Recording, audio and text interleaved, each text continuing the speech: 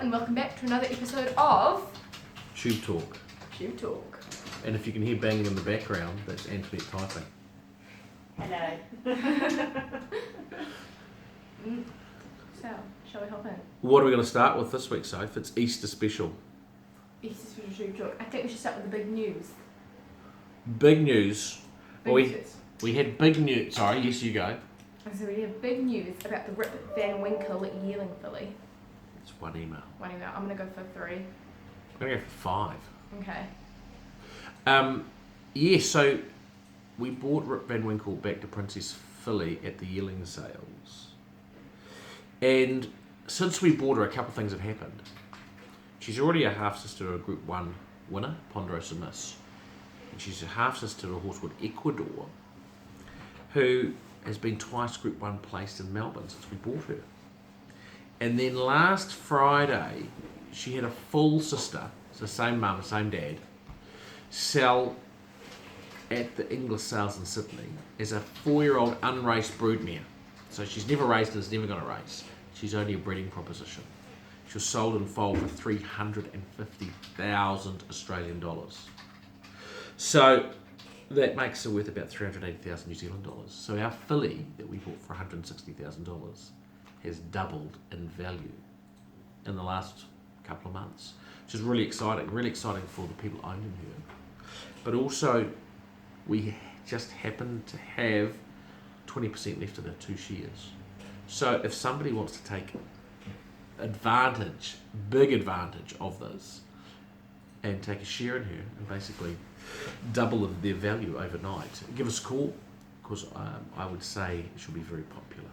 Mm-hmm. But do give us a bell. So that was exciting. It was exciting watching it. However, we have 2 other things to talk about last week that weren't as exciting. So for Caesar Moment, he raced and showed us that he needs a break. Yeah, he does. He's had a great season. He won the Group 3 anniversary. He's been stakes placed. He's had a really good season.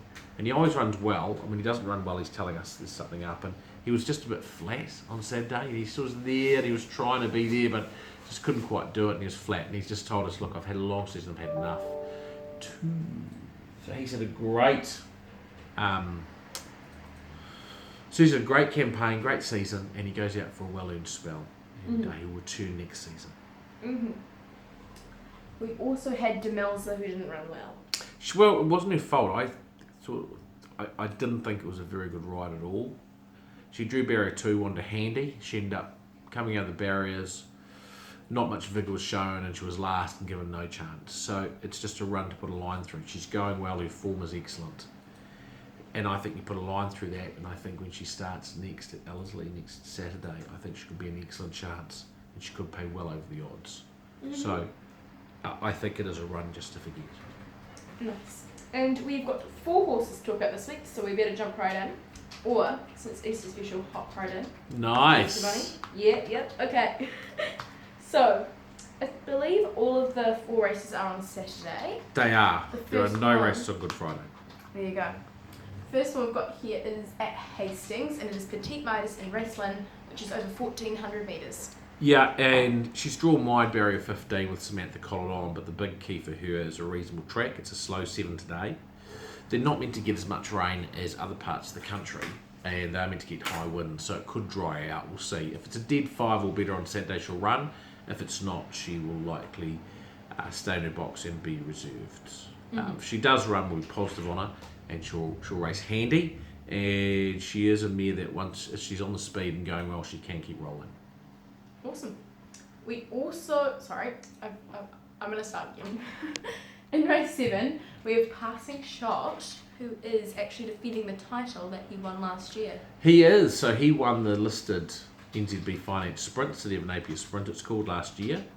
And he goes into that race this year. Off the back of a last start second, it was a good second on track conditions that didn't suit him. He's got barrier 1 with 56 kilos. Alicia Collett rides. There's a lot of good things. His track work this week's been good. He is very much also track dependent. So a dead track or better, the better the track base, the better his chances. If it's a slow 7 or better, he'll run because he's going out for a spell after this. But it'd be nice just to get a dead 5 if we could for him. That's probably as good as we can wish for. If he gets that, he's a distinct winning chance. And at Tauranga in race 3, we've got Prince Mambo racing over 1,600 metres. Yeah, 85 mile. He has a nice fifth last start. He's won 2 of his last 4 races. Probably, we're not worried about a wet track for him, but we are worried if it becomes a bog.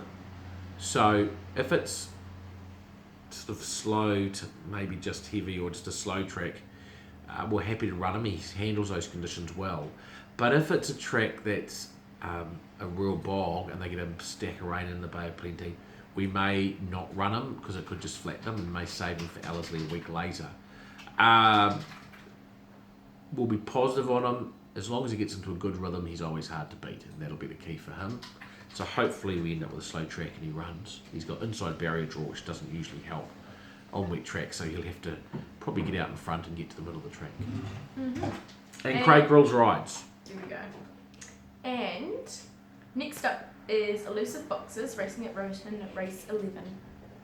Yeah, she drops back in grade to rating 65 grade, drops back in distance to 1,200 metres, and blinkers go on. She's needed her first 2 runs for fitness, so she's fitter now and dropping back in grade. I think she's a really good chance. It's only a dead 5 down there, and there's some rain due, but not a huge amount, so hopefully it remains about that. Probably a dead 4 is her best conditions, but anywhere in dead we're happy with. So if she's drawn a bit wide, but she'll go forward with Rasha Kaneen on board, and I expect her, as long as the track's not too wet, to run well back in that grade. She's a big, strong mare. She can carry weight, and I think she's pretty much ready to strike. Mm-hmm. I just wanted to mention we're on 3 emails now, which means I'm winning if it stays that way. So our bet of the week last week, it won, which was pretty exciting. Yeah, it did. So we've got some good luck again. We've got a good strike rate. Good strike rate. We're going to try and carry that on with this week's bet of the week. Yeah.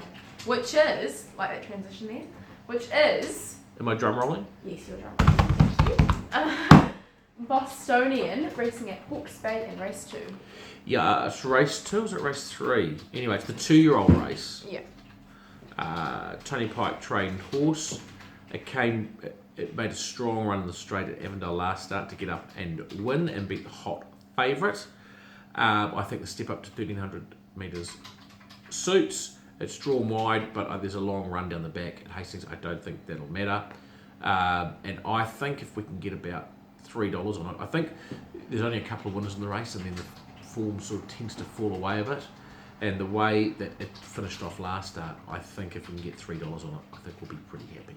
Mm-hmm. So the bet of the week, Bostonia.